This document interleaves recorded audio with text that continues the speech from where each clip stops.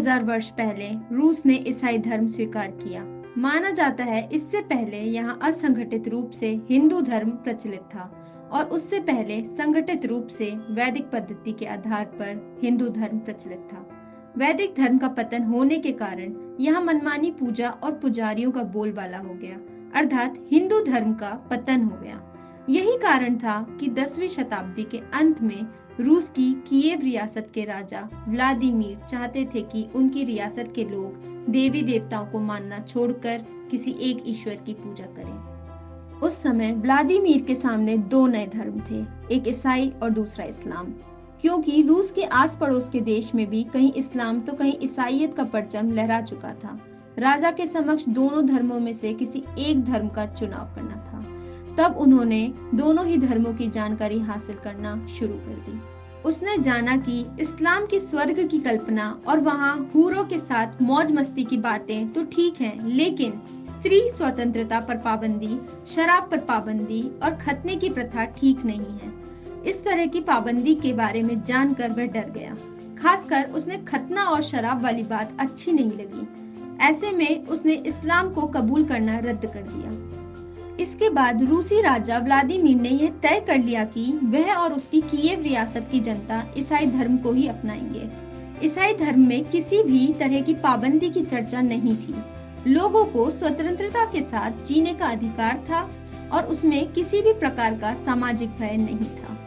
उसने ईसाई धर्म अपनाने के लिए यूनानी वेजेंटाइन चर्च से बातचीत करनी शुरू कर दी। वेजेंटाइन चर्च कैथोलिक ईसाई धर्म से थोड़ा अलग है और उसे मूल ईसाई धर्म और ऑर्थोडॉक्स ईसाई धर्म कहा जाता है। इस तरह रूस ने एक बहुत बड़े भूभाग पर ईसाई धर्म की शुरुआत की। रूस की कीव रियासत के राजा व्लादिमीर ने जब ऑर्थोडॉक्स ईसाई धर्म स्वीकार कर लिया और अपनी जनता को भी इस धर्म को स्वीकार करने के लिए कहा, तो उसके बाद कई वर्षों तक रूसी जनता अपने प्राचीन देवी देवताओं की ही पूजा करती थी। बाद में ईसाई पदारियों के निरंतर प्रयासों के चलते रूस में ईसाई धर्म का व्यापक प्रचार प्रसार हो सका और धीरे धीरे रूस के प्राचीन धर्म को नष्ट कर दिया गया।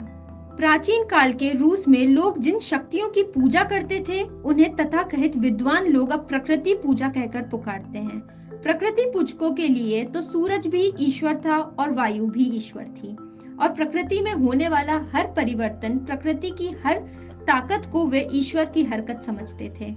वे अग्नि, सूर्य, पर्वत, वायु या पवित्र पेड़ों की पूजा किया करते थे, जैसे कि आज भारत में हिंदू करता है। हालांकि वे प्रकृति को सम्मान देने के अलावा यह भी मानते थे कि कोई एक ईश्वर है जिसके कारण संपूर्ण संसार संचालित हो रहा है। सबसे प्रमुख देवता थे विद्युत देवता या बिजली देवता।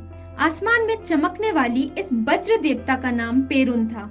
कोई भी संधि या समझौता करते हुए पेरुन देवता की कसमें खाई जाती थी और उन्हीं की पूजा मुख्य पूजा भी मानी जाती थी।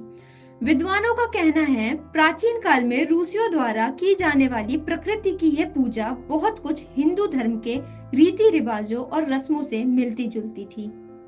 प्राचीन काल में रूस के दो और देवी देवताओं के नाम थे, रोग और स्योरोग। सूर्य देवता के उस समय के जो नाम हमें मालूम हैं, वे हैं होर्स, यारेला और दाजबोग। सूर्य के अलावा प्राचीन कालीन रूस में कुछ मशहूर देवियां भी थीं, जिनके नाम हैं बिरिगिन्या, दीवा, जीवा, लादा, मकोश और मरेना। प्राचीन कालीन रूस की यह मरेना नाम की देवी जाड़ों की देवी थी और उसे मौत की देवी भी माना जाता था।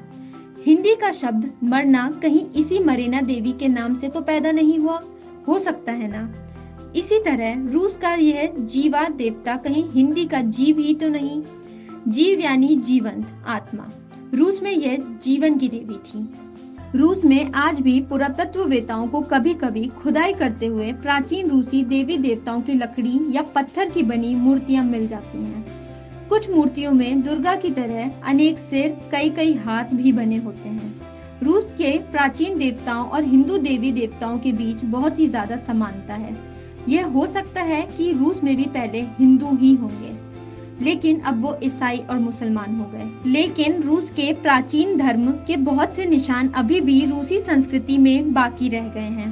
रूस के विद्वान अक्सर इस बारे में लिखते हैं और इस ओर इशारा करते हैं कि रूस का पुराना धर्म और हिंदू धर्म करीब करीब एक जैसे हैं। लेकिन रूस के प्राचीन धर्म के बहुत से निशान अभी भी रूसी संस्कृति में बाकी रह गए हैं। रूस के विद्वान अक्सर इस बारे में लिखते हैं और इस ओर इशारा भी करते हैं कि रूस का पुराना धर्म और हिंदू धर्म करीब करीब एक जैसा है।